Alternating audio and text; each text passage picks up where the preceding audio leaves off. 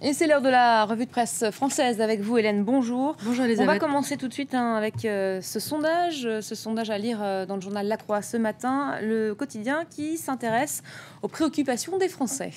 La Croix leur a demandé de dire ce qu'ils pensent de la campagne pour la présidentielle. Alors, ce n'est pas très étonnant. Ils disent avant tout attendre du concret de la part des candidats. Là où c'est assez préoccupant, c'est que pour 72% des Français, eh bien, la campagne telle qu'elle se déroule apporte pour le moment assez ou très peu de réponses à leurs préoccupations. Une campagne éloignée de leur quotidien, écrit La Croix. Les Français qui placent aujourd'hui l'emploi en tête de leurs priorités, puis la lutte contre la hausse des prix des produits de première nécessité et le maintien du remboursement des soins. Bref, les candidats vont devoir rectifier assez vite le tir.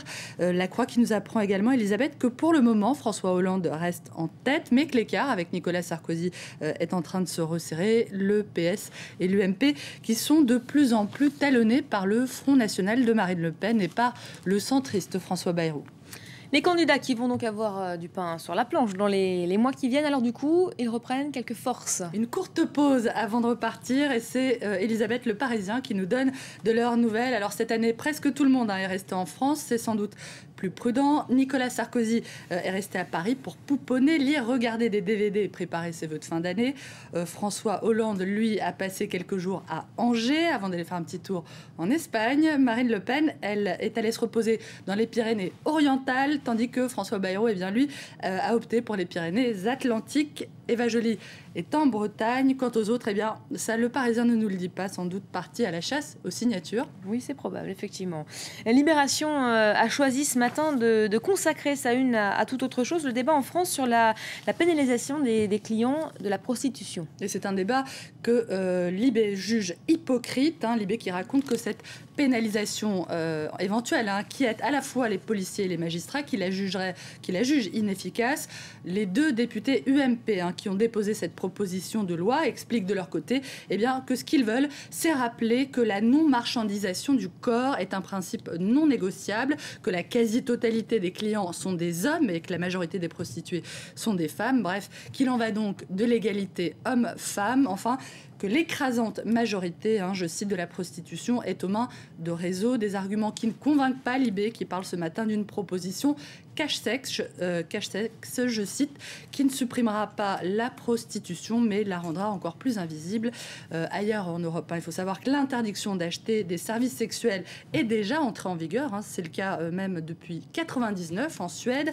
La Suède qui a fait passe net, écrit Libé, où les clients des prostituées risquent aujourd'hui 1 an de prison. Là-bas, les policiers disent que la pénalisation n'a pas eu les effets négatifs escomptés, au contraire, et surtout, elle a fait renoncer beaucoup de clients à ce qu'il est convenu d'appeler l'amour tarifé. L'année 2011 s'achève, une bonne année, un bon coup, on l'a vu dans le journal pour le cinéma français, mais également pour le foot féminin français, tout cela d'après le journal Le Figaro. Les misogynes vont devoir réviser leur jugement, écrit le journal. 1 an après la honte de Knisna, les femmes ont prouvé qu'elles jouent aussi bien et parfois mieux que les hommes. C'est pas moi, c'est le Figaro qui le dit. Les Bleus ES qui ont donné un bel exemple lors de la Coupe du Monde et qui pourtant restent loin derrière pour ce qui est de leur salaire. 1 896 € mensuels pour la milieu de terrain Gaëtane Thierry. En tout cas, s'il y a de quoi redonner le goût du foot à leurs congénères, elles se sont inscrites en nombre dans les clubs cette année. 70 000 licenciés, c'est 9% de plus que l'année dernière. On va terminer avec un florilège des vacheries politiques. Pas de politique sans bon mot pique assassine et la campagne 2012 ne devra pas déroger à la règle. Du coup, Libé propose ce matin un petit quiz. Qui a dit quelle vacherie à qui? C'est assez savoureux. Les réponses sont bien sûr dans le journal. Un petit numéro 1 quand même. Un petit numéro 1. Qui Clémenceau visait-il en déclarant « En entrant dans le néant, il a dû se sentir chez lui » Mystère à voir dans Libé. Ou celle-là encore que j'aime pas mal. Qui est l'objet de cette question de Marie-France Garot? Quand je l'écoute, je pense à cette phrase. Il ment tellement qu'on ne peut même pas croire, au contraire de ce qu'il dit. Mystère. Merci beaucoup Hélène. C'est la fin de cette revue de presse française. Vous restez avec nous à suivre dans un instant. Un nouveau journal débute avec Hélène Drouet aux commandes. À tout de suite.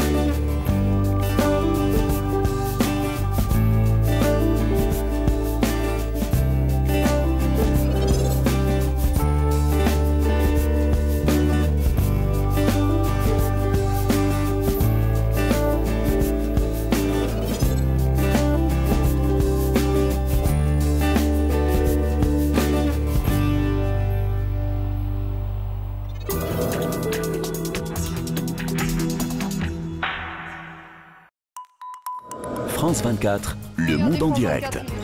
Un réseau mondial d'observateurs, 35 nationalités, une seule rédaction, 1000 correspondants sur le terrain pour vous offrir le meilleur de l'actualité. France 24, l'art de vivre à la française. Une information sans compromis sur la société, l'environnement, la santé. France 24, un ton original, un autre point de vue sur le monde.